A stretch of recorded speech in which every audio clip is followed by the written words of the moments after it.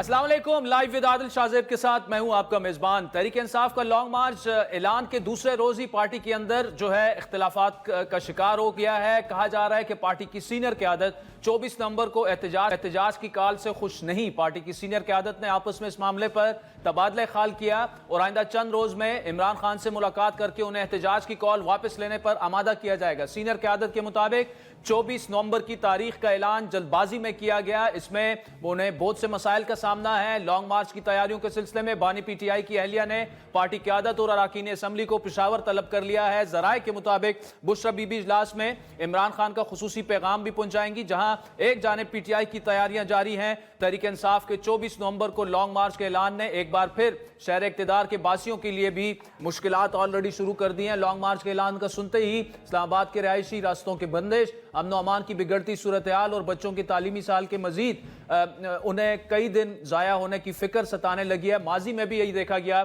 کہ تحریک انصاف اسلام آباد پر جب بھی چڑھائی کا اعلان کرتی ہے، حکومت حفظ ما تقدم کے تحت اسلام آباد کی مرکزی شاہراہوں اور تمام انٹری اور ایگزٹ پوائنٹس کو کنٹینر لگا کر بند کر دیتی ہے، جس کے بعد باعث جو ہے آمد و رفت تقریباً ختم ہو کر رہ جاتی ہے۔ اس مرتبہ تحریک انصاف نے لانگ مارچ کے اعلان سے پہلے جو الفاظ استعمال کیے، اس کے بعد سے ملک بھر کے عوام بالخصوص اسلام آباد کے شہریوں میں بھی ایک خوف سا ہے۔ وزیر اعلیٰ خیبر پختونخوا علی امین گنڈا پور کے مطابق اس مرتبہ کفن باندھ کر گھروں سے نکلیں گے۔ ان کا کہنا تھا کہ اپنا حق لینے کے لیے دوبارہ اسلام آباد جائیں گے اور وہ ابھی فی الحال حکمت عملی نہیں بتا سکتے۔ کرتے ہیں اپنے حق کے لیے تو اس کو ہمیں آئین میں جو ہے نا ہمیں تحفظ ہے اس چیز کا اور ہمیں اجازت ہے اس چیز کی۔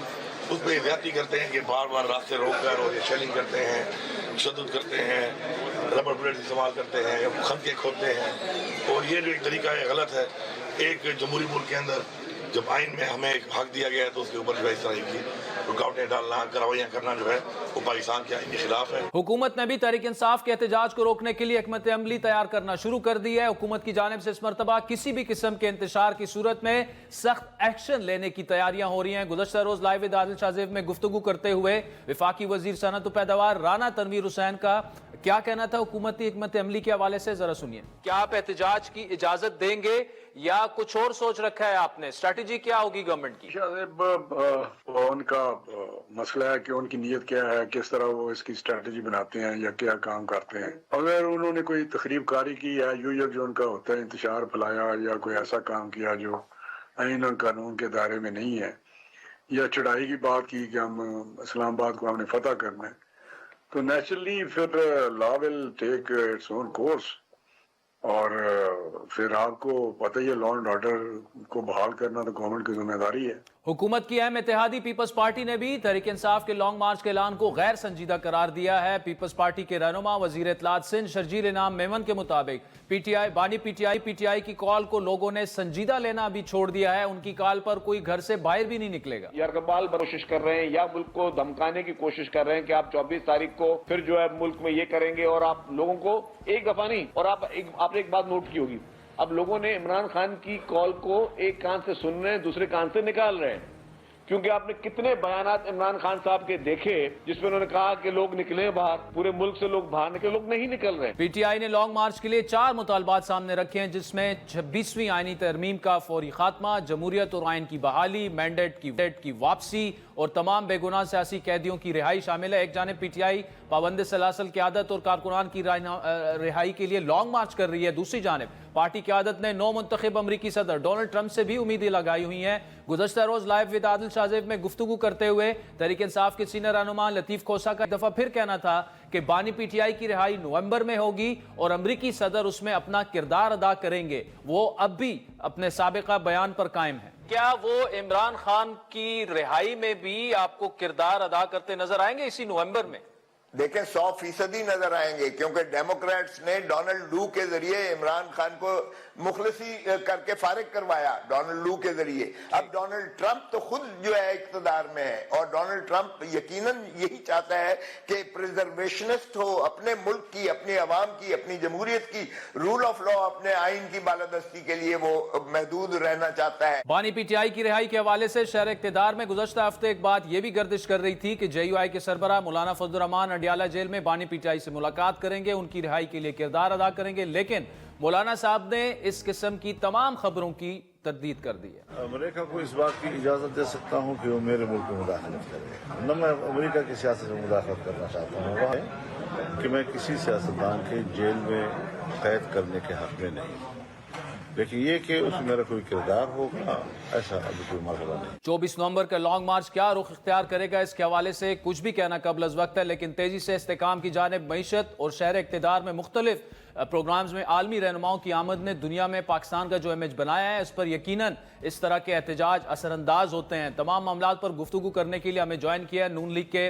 मरकजी नायब सदर जनाब खुर्रम दस्तगीर साहब ने, जबकि प्रोग्राम के अगले हिस्से में हमें ज्वाइन करेंगे तहरीक इंसाफ की लीगल टीम के रुकन फैसल चौधरी साहब। खुर्रम दस्तगीर साहब, बहुत शुक्रिया।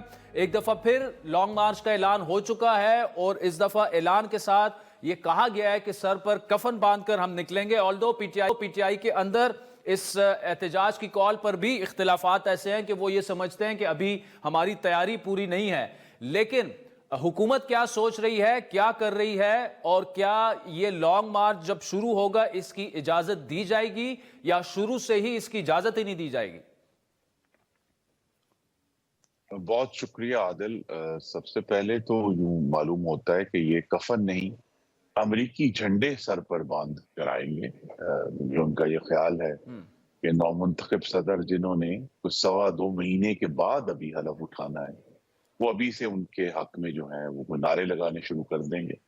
और ये वही लोग हैं जिन्होंने कौम को अब 2 साल से बेवकूफ बनाया कि हम कोई गुलाम है और एब्सोल्युटली नॉट, और अब ट्रंप आवे ही आवे के नारे लगाते हुए गालिबन ये फिर हमलावर होंगे।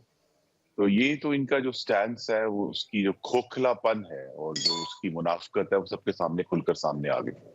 दूसरा इशू ये है कि लॉन्ग मार्च अभी तक तो जहां भी इन्होंने कोशिश की है उसमें ज्यादा हिस्सा खैबर पख्तूनख्वा से सूबाई हुकूमत के वसाइल को इस्तेमाल करके उनकी गाड़ियां, उनके अहलकार, उनकी पुलिस, उनके हथियार, तो अगर इस किस्म दोबारा हमला हो तो इंशाल्लाह वहीं अटक के पुल पर रोकेंगे, जिस तरह 8 साल पहले अक्टूबर 2016 में रोका था। अगर पुरान रहते हैं और किसी मुतफिका जगह पर अपना जलसा करना चाहते हैं, एहतजाज करना चाहते हैं, तो जरूर करें, लेकिन ये जो गर्दान है एहतजाज हमारा आईनी हक है, उन्होंने गालिबन आर्टिकल 19 नहीं पढ़ा, तहत आजादी इजहार जो है वो आइन का हिस्सा है, जिसमें मना किया गया है कि इन टू एन ऑफेंस, एक जुर्म करने की तरगीब जो है वो आईनी हक नहीं है और ना होगा। तो लिहाजा ये जो मुझसे है कि जी हम अगर ना आए तो हमारे जनाजे पढ़ लेना, या हम जाकर अपने बानी का चेयरमैन को आजाद कराएंगे, ये सब जराइम है पाकिस्तान के आइन के तहत और कानून के तहत। तो उसकी तो इजाजत, और मेरी ये तवक्को है कि हुकूमत जो है इसको बहुत ही माहिराना हैंडल करेगी। जहां ताकत की जरूरत है उसको जरूर इस्तेमाल करेंगे, लेकिन हम देख रहे हैं कि वक्त के साथ साथ इन एहतजाजों की जो पब्लिक सपोर्ट है उसमें कमी आ रही है। और आखिरी बात जो याद कराया आपके नाज़रीन को कि इस्लामाबाद की बदतरीन जो गैस शेलिंग जो हमने देखी थी वो फरवरी 21 में बानी चेयरमैन की हुकूमत ने एहतजाज करते हुए सरकारी मुलाजमों पर की थी। इनका अपना रिकॉर्ड भी बड़ा भयानक है, जिसको हम अच्छा खुर्रम साहब, ये जो आप कह रहे हैं कि अगर नहीं पूरा कर सकते, ठीक है जी, ये जो आप कह रहे हैं कि अगर वो कोई एक जगह मखसूस कर देते हैं और जलसा करना चाहते हैं तो इस पर हुकूमत सोच सकती है, लेकिन उन्होंने तो बड़ा क्लियर कट कह दिया है कि वो घर वापस नहीं आएंगे, यानी वो धरना देने के लिए आ रहे हैं और वो डी चौक की बात कर रहे हैं। और अगर हजारों लोग आ जाते हैं जिस तरह आपने कहा खैबर पख्तूनख्वा से और यहाँ पर आके बैठ जाते हैं, उसके बाद तो कुछ भी हो सकता है। तो मतलब हुकूमत को थोड़ा सा अभी तक तो प्लानिंग कर लेनी चाहिए थी कि किस तरह क्या उनकी प्लानिंग है, ये उनको निकलने देंगे नहीं निकलने देंगे? जी प्लानिंग तो अब हम 2016 से इस हमले का सामना करें, बल्कि 2014 से जब धरने के लिए आए थे, तो लिहाजा प्लानिंग मौजूद है।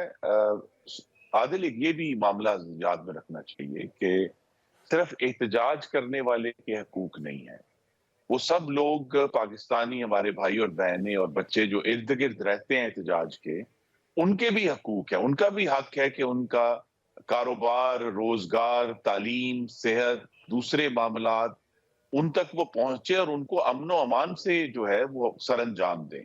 تو حکومت نے بیک وقت ہم آئین کی تکریم کرتے ہوئے جو احتجاج ہے وہ ہم اس کو ضرور اجازت دیں گے، لیکن جو ارد گرد کے لوگوں کی زندگیوں کا معاملہ ہے، ان کے جان و مال کا معاملہ ہے، اس کی حفاظت بھی اتنی ہی اہم ہے یا شاید زیادہ اہم ہے جتنا احتجاجی کے لیے جو اس وقت صرف اپنے اقتدار کی خاطر آ رہے ہیں، پاکستان کے کسی عوامی مقصد کو پورا کرنے کے لیے نہیں آ رہے. اچھا خرم صاحب یہ بتائیں کہ ان کے جو 4 مطالبات ہیں ان میں ایک تو وہ یہ کہہ رہے ہیں جو ان کے اسیران ہیں جن پر مقدمات نہیں ہیں انہیں فوراً رہا کیا جائے.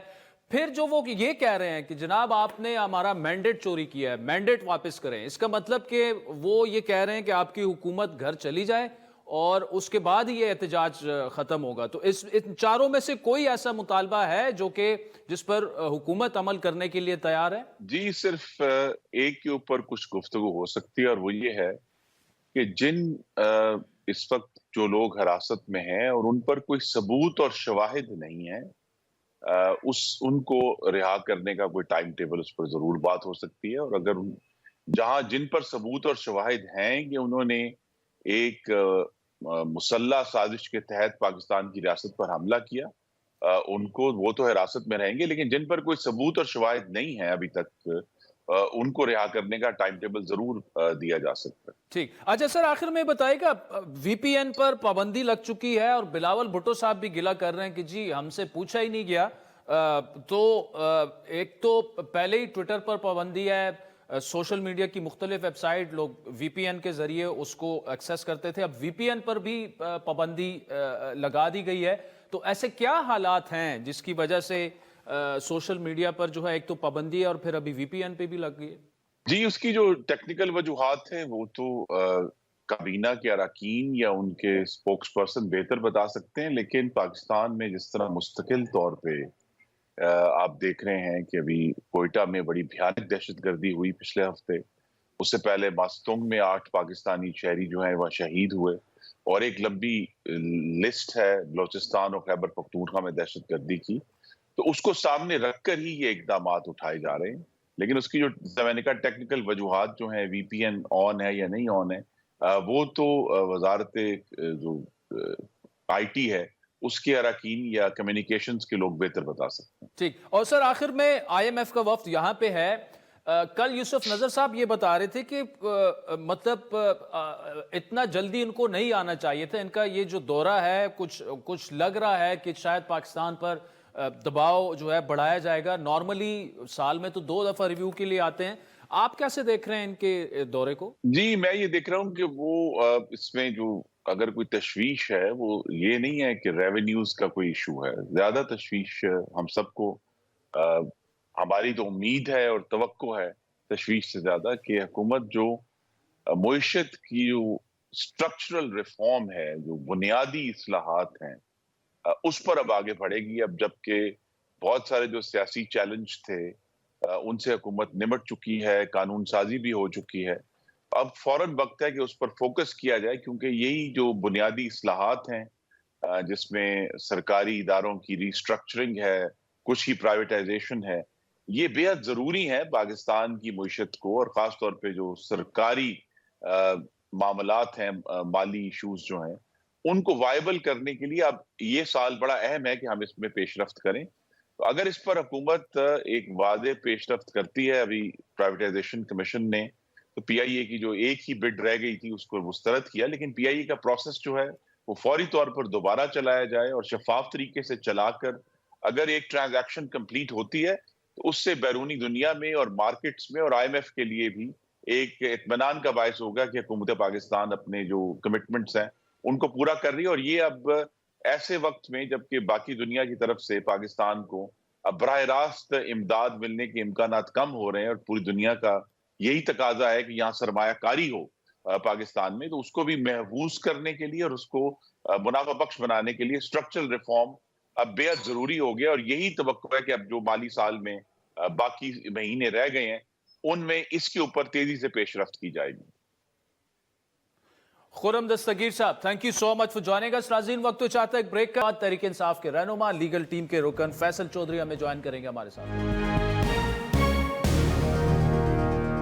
वेलकम बैक नाज़रीन। ब्रेक से पहले खुरम दस्तगीर साहब की तफसीली गुफ्तगू आपने सुनी। इस वक्त मारूफ लॉयर और तहरीक इंसाफ की लीगल टीम के अहम रुकन फैसल चौधरी साहब हमारे साथ मौजूद है। चौधरी साहब, बहुत शुक्रिया। पहले तो ये बताइएगा, ये 24 नवंबर की जो तारीख है, इस पर आज आपने अंसार अब्बासी साहब की स्टोरी भी देख ली होगी कि कुछ सीनियर आपके रहनुमाओं को भी एतराज़ है कि उजलत में ये फैसला किया गया, क्योंकि अगर तो धरना होना है डी चौक में, उसके इंतजामात, उसके लॉजिस्टिक्स, ये सारी चीज़ें, क्या ये एक्सपेक्ट किया जा सकता है कि इसको रीस्केड्यूल किया जाए या फिलहाल पोस्टपोन कर दिया जाए इस ऐलान को?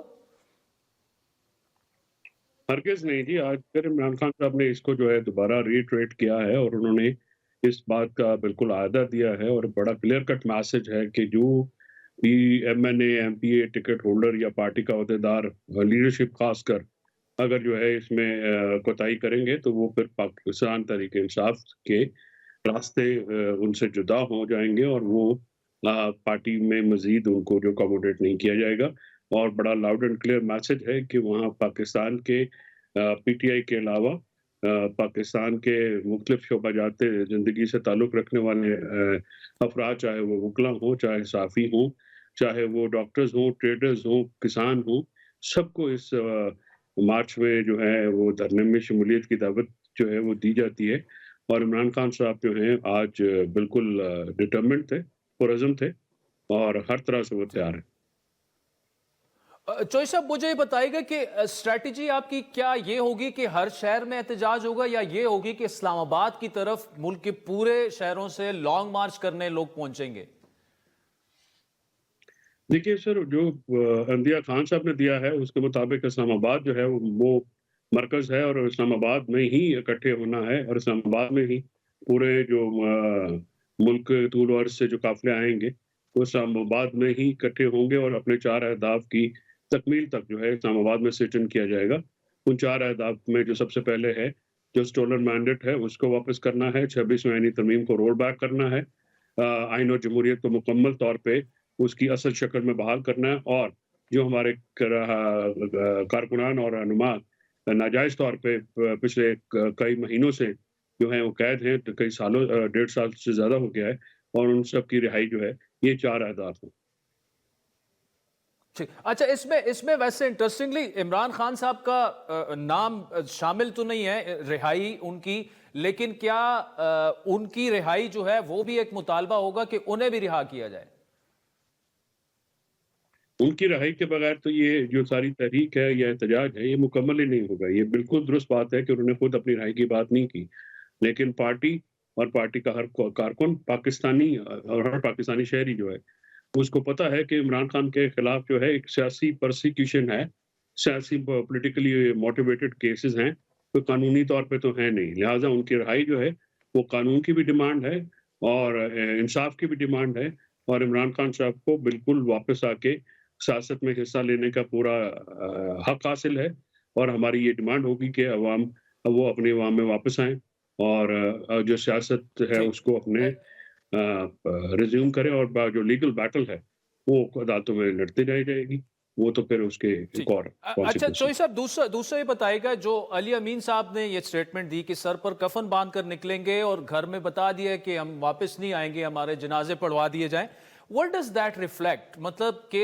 आप जो हैं हर हद तक इस दफा जाने के लिए तैयार हैं, चाहे वो रियासत से बिल्कुल बराह रास्त टक्कर हो? देखिए, अली अमीन साहब का बयान जो है उसको सियासी कॉन्टेक्स्ट में लेना, वो ये कह रहे हैं कि हम अपनी किश्तियां जला के अपने मकासद के हसूल के लिए आएंगे, और रियासत से टक्कर लेने की बात जो तो है वो तो बिल्कुल एक मफरूजा है ना, एहतजाज है, और रियासत के साथ तो बात की जाती है। रियासत के साथ टक्कर जो है क्यों लेनी है? अगर रियासत इंडल्ज होगी या पॉलिटिकल एंगेजमेंट में, तो फिर रियासत से टक्कर क्यों लेनी है? पिछले कुछ अरसे से आप देख रहे हैं कि रियासत की तरफ से टकराव का सामान किया जाता है, और जिस तरह से पाकिस्तान तहरीक इंसाफ के कारकुनान को या उनके घर वालों को या उनके मेंबरान को जिस तरह से हजीमत का, हरासा करने का और एक बर्बरियत और जुल्म का निशाना बनाया जाता है, वो रियासत की तरफ से है। वो PTI की जो है वो तो हमेशा मुज़ाकरात के लिए जो है वो रेडी भी हैं और इंशाल्लाह रहेंगी। फैसल चौधरी साहब, बहुत बहुत शुक्रिया। नाज़रीन, तहरीक इंसाफ के सीनियर रहनुमा हैं फैसल चौधरी साहब। इमरान से उनकी मुलाकातें भी होती रहती हैं। आपने सुना कि वो कह रहे थे कि डिटर्मेंट हैं कि 24 नवंबर को जो एहतजाज की कॉल, फाइनल एहतजाज जिसे कहा जा रहा है, वो मनसूख भी नहीं होगा, मुलतवी भी नहीं होगा, ना उसकी तारीख जो है वो चेंज होने जा रही है। और खान साहब ने बड़ा क्लियर कट सबको बता दिया। और उनका ये भी कहना था कि तब तक हम डी चौक में बैठेंगे और मुल्क भर से सारे काफिले जो हैं वो इस्लामाबाद पहुंचेंगे और तब तक डी चौक में बैठेंगे जब तक इमरान खान को रिहा नहीं किया जाता और मैंडेट वापस नहीं किया जाता। यानी बाल्फाज़ दीगर हुकूमत जो है वो मुस्ताफ़ी होकर घर चली जाए। और आपने कल राना सनाउल्लाह साहब की, राना तनवीर साहब की, हमने उवैस लगारी साहब से भी इस पर बात की अपने प्रोग्रामों में। गवर्नमेंट का अभी फ़िलहाल प्लान ये नज़र आ रहा है कि शायद ये एहतजाज शुरू होने से पहले ही गिरफ्तारियां जो हैं शुरू हो जाएंगी। और ये भी कहा जा रहा है कि ये जो इस किस्म की स्टेटमेंट्स हैं, सर पर कफन बांधना, ये इंसाइटमेंट टू वायलेंस है और इस एहतजाज की इजाज़त नहीं देनी चाहिए। लेकिन फैसल चौधरी साहब का जवाब आपने सुना कि ये एहतजाज जो है ये पुरअमन होगा। वक्त हुआ चाहता है एक ब्रेक का नाज़रीन। उसके बाद लंदन में सियासी सरगर्मियां जो हैं, नवाज शरीफ साहब वहाँ पर हैं, मरियम नवाज वहाँ पर हैं, मौलाना फजल रहमान साहब वहाँ पर है। क्या हो रहा है? कल ख्वाजा आसिफ साहब के साथ एक बड़ा अफसोसनाक वाक़या पेश आया जिसकी जितनी भी मजम्मत की जाए कम है। उन्हें बाकायदा धमकियाँ दी गई लंदन में, एक ट्रेन पर वीडियो भी बनाई गई जिसमें अब कानूनी कार्रवाई भी हो रही है। लेकिन इस किस्म के वाक़यात की मजम्मत ना सिर्फ मजम्मत की जानी चाहिए बल्कि गवर्नमेंट को भी चाहिए कि इसके रोकथाम के लिए भरपूर एक्शन भी करे। ब्रेक के बाद नाज़रीन आपसे दोबारा मुलाकात होगी। वेलकम बैक नाज़रीन। ब्रेक से पहले खुर्रम दस्तगीर और फैसल चौधरी की तफसीली गुफ्तगू आपने सुनी। इस वक्त लंदन में मुकीम सीनियर सहाफ़ी जनाब अजहर जावेद साहब हमारे साथ मौजूद है। अजहर जावेद साहब, बड़ी गहमा गहमी सियासी तौर पर हमने देखी। नवाज शरीफ साहब वहाँ पे हैं, सीएम पंजाब वहाँ पे हैं, मौलाना फजल रहमान साहब भी वहाँ पे थे। मियाँ साहब की क्या सियासी मसरूफियात क्या रहीं और कब तक वो वापस आने का इरादा रखते हैं?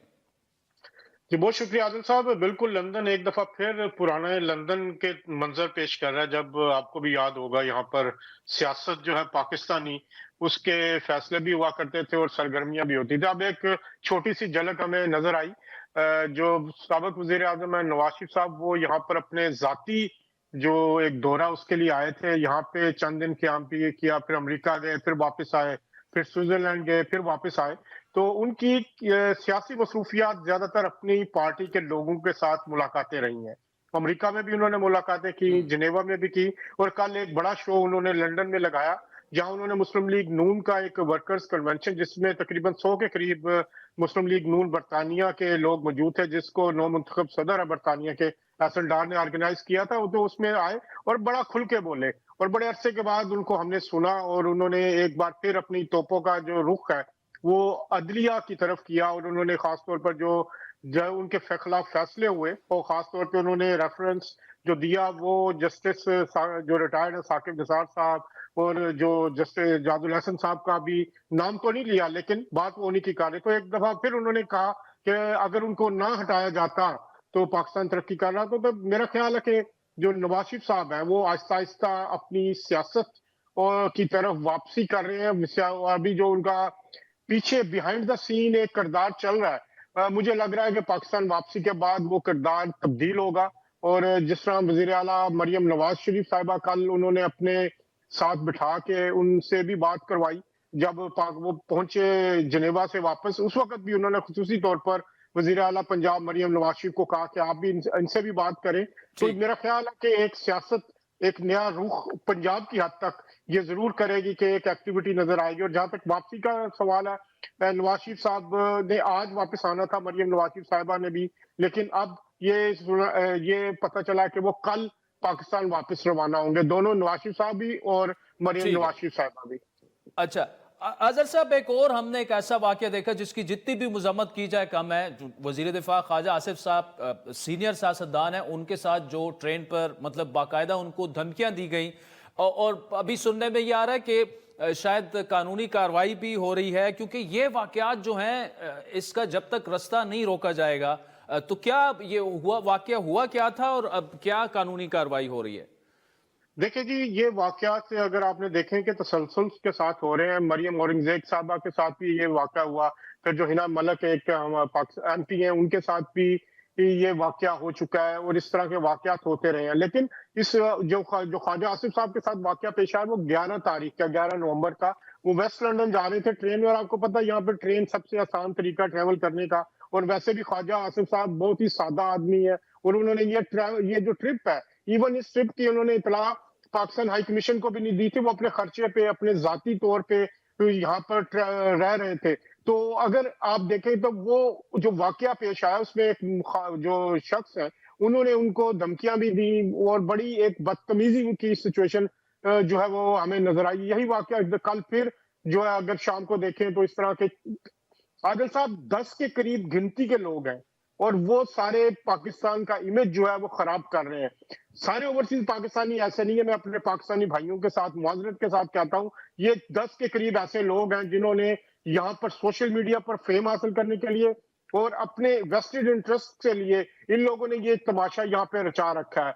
जहां तक ख्वाजा आसिफ साहब का ताल्लुक है, मेरी जो इतलात है, पाकिस्तान हाई कमीशन ने आज बाकायदा जो इसकी कंप्लेंट है वो ब्रिटिश ट्रांसपोर्ट पुलिस को फाइल कर दी है, और इसको जो ख्वाजा आसिफ साहब खुद कंप्लेनेंट बने हैं, इसमें सुस्ती लीगी क़यादत की भी थी, क्योंकि जब भी ये वाकयात पेश आते थे वो लोग पुलिस को रिपोर्ट ही नहीं करते थे। तो पहली दफा हुआ है कि हमारे जो कल नवाज शरीफ साहब और ख्वाजा आसिफ साहब की मुलाकात भी हुई, तो हमारी इतलात यही है कि नवाज शरीफ साहब ने भी उनको कहा कि आप इसको जो है एक्टिवली फॉलो करें, और पाकिस्तान हाई कमीशन को ख्वाजा सागदार साहब जो है वजीर खारजा उन्होंने भी हिदायत दी है।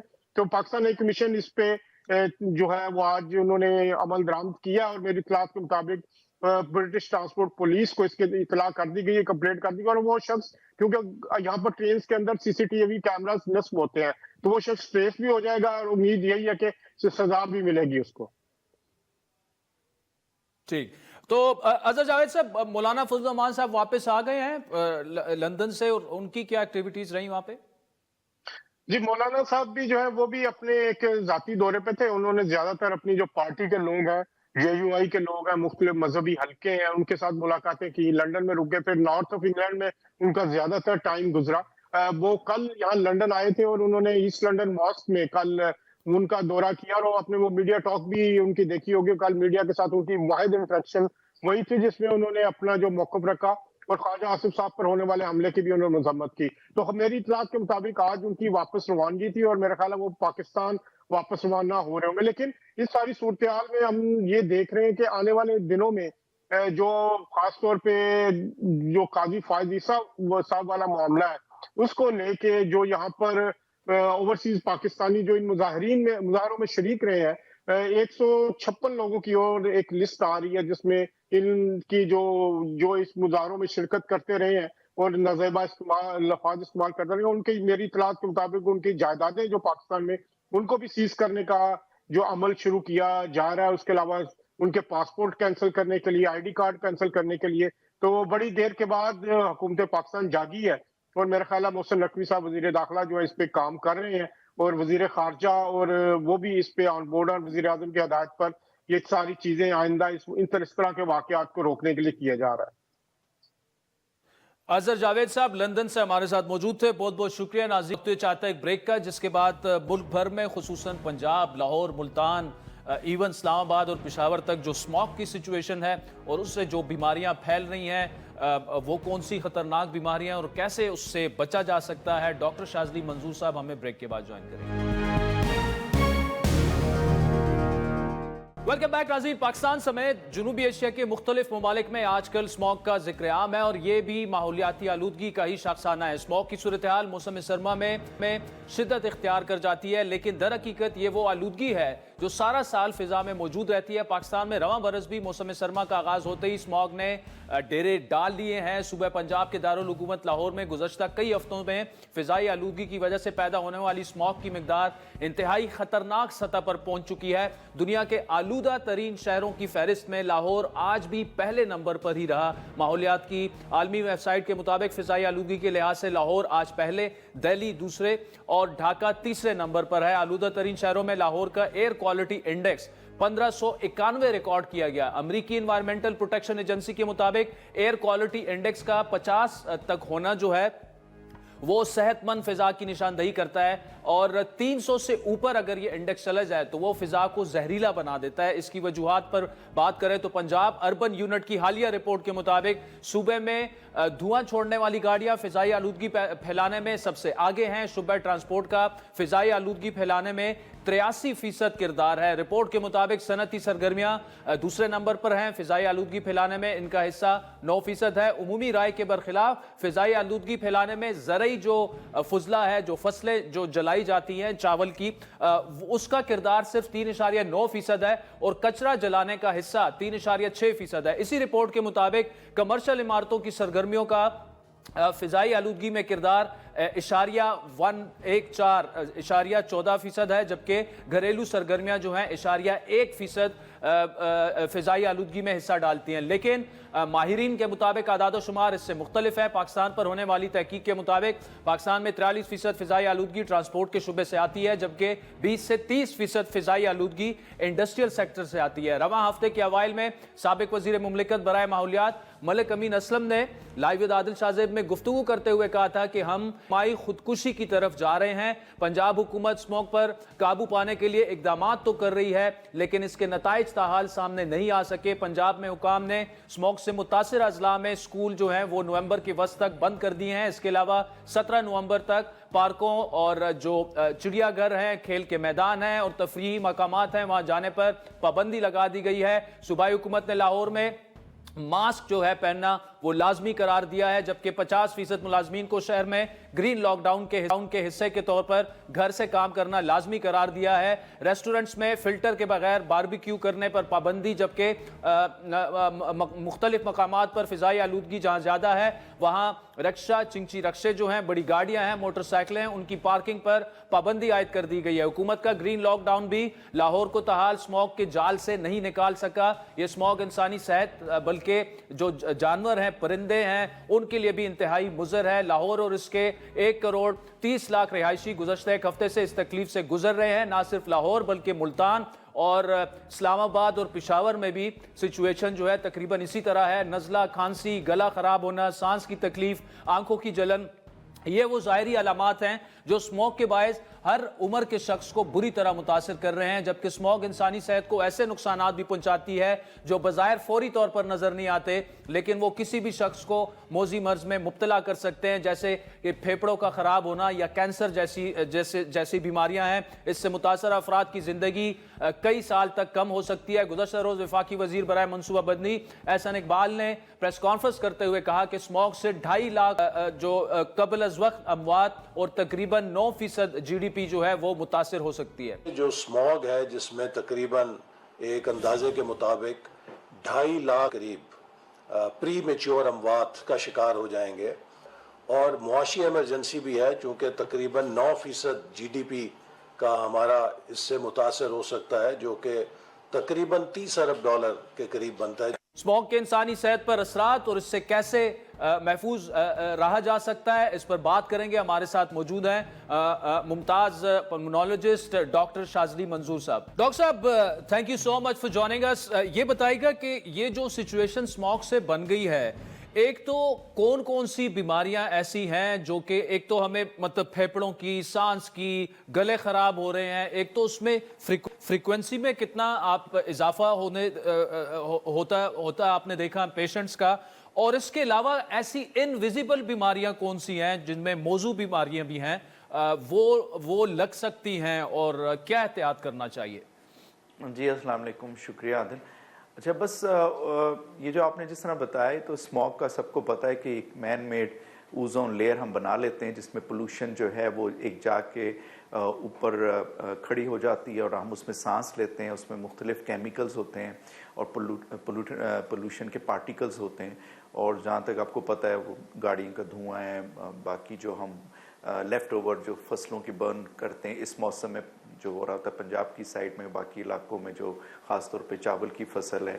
اس کے علاوہ گاڑیوں کے دھوئیں, انڈسٹریل اور یہ سارا جو بھٹوں کے دھوئیں, تو اس سے یہ ہوتا ہے کہ پہلے آنکھوں کی بیماریاں ہو جاتی ہیں, الرجیز ہو جاتی ہیں, سانس کی بیماریاں ہوں گی, نزلہ زکام شروع ہو جائے گا, جو ہے اس میں استھما کا لوگوں کو اٹیک ہو جاتا ہے, نمونیا ہو سکتا ہے ان کو, اور دل کی بیماری ہو سکتی ہے، کیونکہ اس میں جب آکسیجن کی کمی ہوگی آپ پراپر ایئر نہیں لے سکیں گے، ایئر میں ظاہر بات ہے آکسیجن کی مقدار کم ہو جائے گی، اور دوسرے آپ اس طرح کے ہارمفل پارٹیکلز سانس کی نالیوں میں جائیں گے ناک اور منہ سے، تو دل کی بیماریاں بھی اس سے ہو سکتی ہیں، ہارٹ اٹیک ہو سکتا ہے۔ اور اگر یہ ایکسپوجر اسی طرح آپ دیکھیں پچھلے 4-5 سال سے بہت زیادہ ہم دیکھ رہے ہیں کہ ہمارے ملک میں جو ہے یہ اسموک کی بہت زیادہ جو ہے نا تشویش کی حد تک جو ہے انتہائی تشویش کے حد تک یہ پہنچ چکی ہے، تو اس میں کینسر اور کچھ موذی بیماریاں جو ہیں وہ بھی اس میں نظر آنے لگ گئی ہیں اس کی وجہ سے۔ باقی یہ ہے کہ جو خواتین ہیں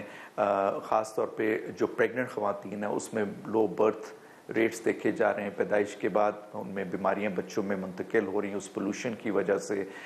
تو یہ ساری چیزیں ایسی جو ہمیں اس طرح اس ٹائم تو ہمیں نہیں دکھتی، لیکن جب مریض آتے ہیں تو ہمیں پتہ چلتا ہے۔ اس کے علاوہ دماغ کی بیماریاں ہو سکتی ہے، سوچنے کی صلاحیت آپ کی کم ہو سکتی ہے، اس میں اسٹروک کا جسے ہم کہتے ہیں فالج کا اٹیک ہو سکتا ہے لوگوں کو۔ یہ ڈاکٹر صاحب بڑی دیکھیں اس پہ ایک تو آگاہی کم ہے بہت زیادہ، اور یہ جس طرح آپ بتا رہے ہیں بڑی خطرناک بیماریاں، اور آپ کو پتہ ہی نہیں چلتا، شاید مہینوں بعد پتہ چلے گا کہ اتنی خطرناک بیماریاں اسموک کی وجہ سے ہو چکی ہے۔ تو اس میں ڈاکٹر صاحب احتیاط، ایک تو ماسک جو ہے وہ تو بالکل لازمی ہو چکا ہے، اس کے علاوہ خصوصاً جو ایستھمیٹک ہیں جن کو لنگز کی بیماریاں ہیں وہ تو بالکل اس وقت ہائی رسک پہ ہیں، کیا احتیاطی تدابیر کیا اختیار کیے جائیں کہ کم از کم نقصان جو ہے وہ کم ہو سکے؟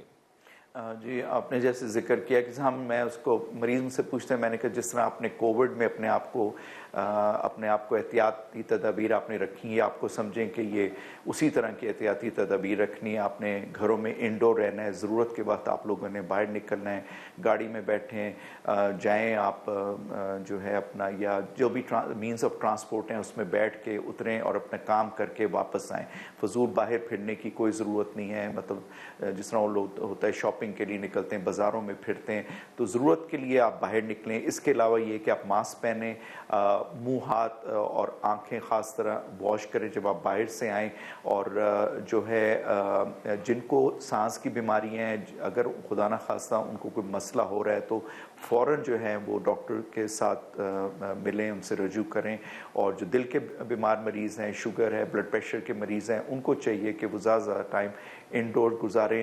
لوگوں کا یہ ہوتا ہے کہ جی ہم واک پہ نکلتے ہیں، ہم نے واک کرنی ہوتی ہے، واک بھی اہم ہے لیکن اس موسم میں آپ واک نہیں کر سکتے، تو سب سے بیسٹ طریقہ یہ کہ گھر میں اگر کوئی جگہ ہے تو آپ صبح دوپہر رات جو ہے وہ 10 منٹ واک کریں، نیند کا پیٹرن اپنا اچھا رکھیں، اچھی ہیلدی بیلنس ڈائٹ لیں، اور جو ہے کم سے کم باہر ٹریول کریں۔ لوگ آج کل بہت زیادہ کوئی مطلب ڈسٹنسز کم ہو گئے ہوئے ہیں، موٹر ویز ہیں، تو لوگ کیا کرتے ہیں دن میں نکلتے ہیں، ویکینڈ پہ نکل کے کبھی کہیں جا رہے ہوتے ہیں، کبھی کہیں جا رہے ہوتے ہیں، تو ایک تو اس میں ایکسیڈنٹ کا خطرہ ہوتا ہے، اتنی زیادہ اسموگ ہوتی ہے کہ ویزیبلٹی بہت کم ہے، تو وہ بھی ایک خطرہ ہے۔ اور اس کے علاوہ یہ کہ جب بہت زیادہ اسموگ انہیل کریں گے تو آپ کو کوئی مسئلے ہو سکتے ہیں، خدا نخواستہ دل کا دورہ پڑ سکتا ہے، استما کا اٹیک ہو سکتا ہے، اور اس طرح کی چیزیں ہو سکتی ہیں۔ تو احتیاطی تدابیر وہی ہیں کہ جتنا گھر میں آپ رہیں، گھر میں ہی رہیں، باہر نکلیں تو بس کام کے حد تک نکلیں، بجائے سے فضول نہ پھریں، اور گھر میں آئیں تو منہ ہاتھ دھوئیں،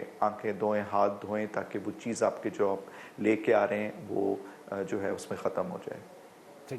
ڈاکٹر شاذلی منظور صاحب بہت بہت شکریہ۔ ناظرین، ڈاکٹر صاحب کی تفصیلی گفتگو آپ نے سنی، اور خاک بیماریاں جس میں کینسر، آپ کو ہارٹ اٹیک بھی ہو سکتا ہے، ذہن بھی آپ کا ذہنی صلاحیت بھی متاثر ہو سکتی ہے، سانس کی تکلیف آپ کو ہو سکتی ہے، تو یہ ایسی بیماریاں اور خصوصاً لنگز کی بیماریاں آپ کو ہو سکتی ہیں۔